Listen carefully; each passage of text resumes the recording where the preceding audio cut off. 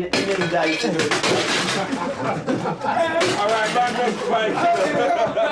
And this is the wardrobe. But they weren't best equipped to handle that success now it had arrived.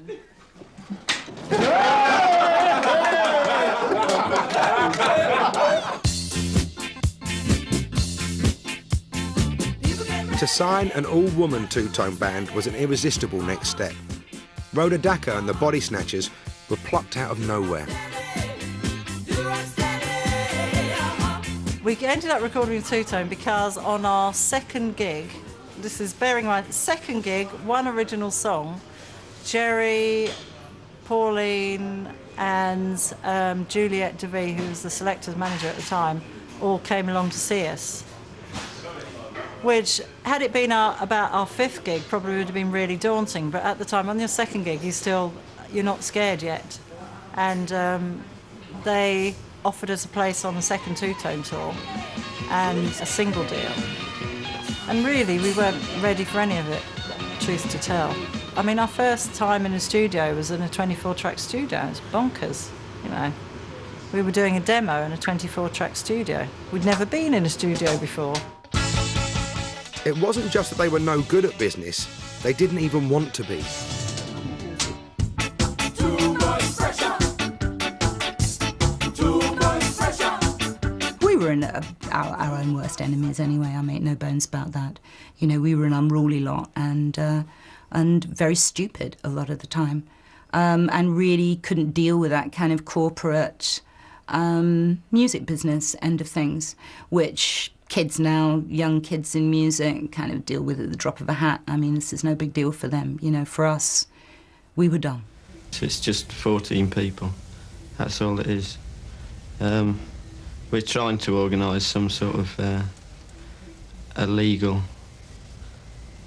way of putting it, but I don't think there is one. When we became directors of Two-Tone along with the Specials, that meant there were 14 people as directors. Well, that was never going to work for a start. We had some weird illusion that it might work, but I mean, they were either in America and we were here, or in Europe, and I mean, no one ever really got together. When we did all get together, then we probably argued. They never took a break from each other. Maybe when I had amongst them for 2 years and work all the time, you know. Them didn't take a break, you know. If they're not in America, them in Ireland. If they're not in Ireland, them in Wales. If they're not in Wales, them in Scotland, the Republic of Ireland, Belgium, Germany, you know. Yeah, that band didn't take a break. Where it used to be fun, it started going downhill. But it used to be fun. The period of the Specials, around Coventry, everything used to be great. Then after a while, things just started to die out. It's hard to explain. Jerry Dammer's musical ambitions weren't ever going to be satisfied by reinventing ska. The second Specials album, More Specials, pushed into new sonic landscapes influenced by reggae and the cheesy percussion sounds of piped music. It was a sound that even some of the other Specials found a bit too challenging. When it came to the second album, the Special tend to have gone from the live, hard-hitting ska, rocky, to Muzak.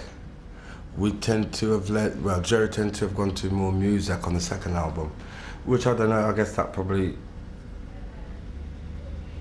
frightened some of us, I guess. I'm not even sure, but I don't even know what happened there, but it just went that way.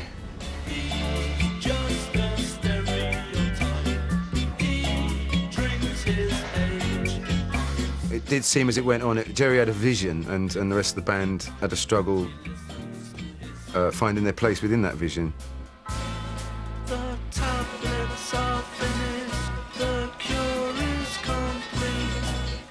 But amongst its wider audience, the new sound was appreciated. They were already a brilliant band, and I could easily equate it with the Beatles, you know, going from She Loves You to the psychedelic stuff. You know, it was kind of like that.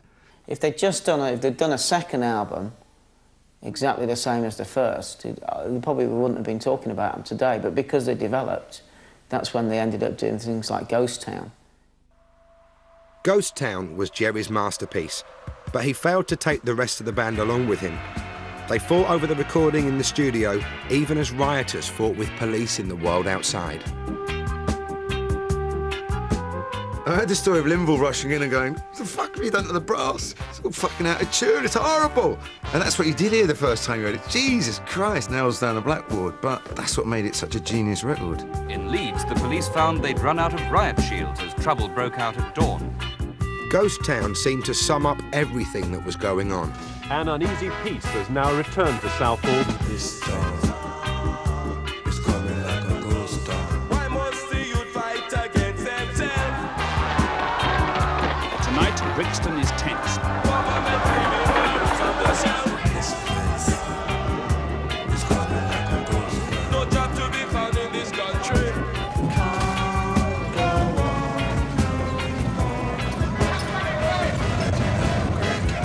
Today, the mopping up and the post-mortems. And as the inner cities of England exploded in anger at the police, Terry, Neville and Linville left the Specials to form the Funboy 3. A lot of people think because we stopped performing because there was a lot of fights going on in the audience. That's not the reason. The reason why we broke up was because we were living on top of each other and we were on each other's nerves. That's the reason why we broke up.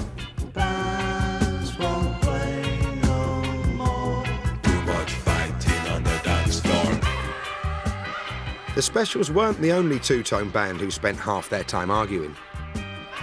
But what is wrong with that? Why does anyone imagine that just because black and white people are suddenly in a band together, everyone's going to get along like a house on fire? This is some white middle-class utopia that, wouldn't it be nice if everybody loved each other? It wasn't a Pepsi Cola advert, you know? It was real life. Outside there, in the street, people weren't getting along with each other. Now the unofficial anthem of civil strife, Ghost Town was #1 in the charts as Prince Charles wed Lady Diana. While official Britain put out the flags, the counterculture had voted with its music.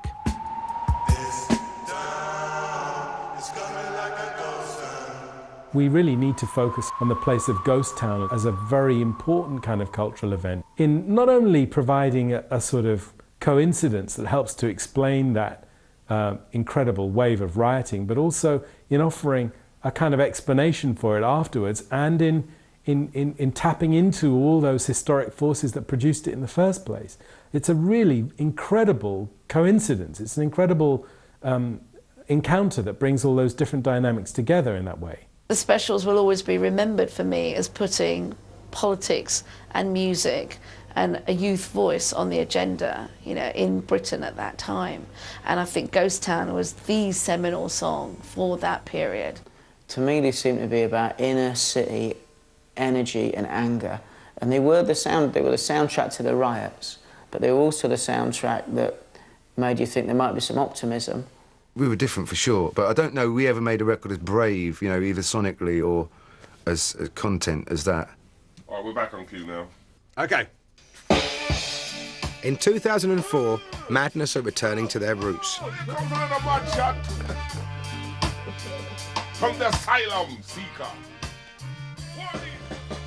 With producer Dennis Bovell, they're recording ska and reggae covers as their alter ego band, the Danger Men. The sun is on the rise once again.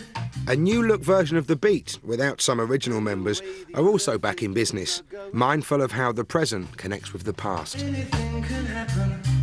The reason why I reformed The Beat is because I have seen this racism coming back for the last 4 or 5 years, and this kind of music is needed. We need to re-educate the youths, because they don't know nothing. They don't know nothing about getting on with other people. They don't know nothing about love and unity. They will never know the difference. They will grow up and be as racist as their grandfathers and grandmothers were. You know, we broke it up for a generation and it's coming back.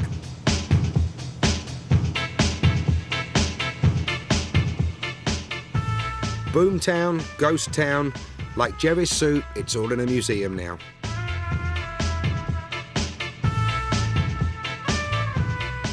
So how do young musicians now connect to the influence of the Specials? And how does the legacy of two-tone relate to the multicultural landscape of today?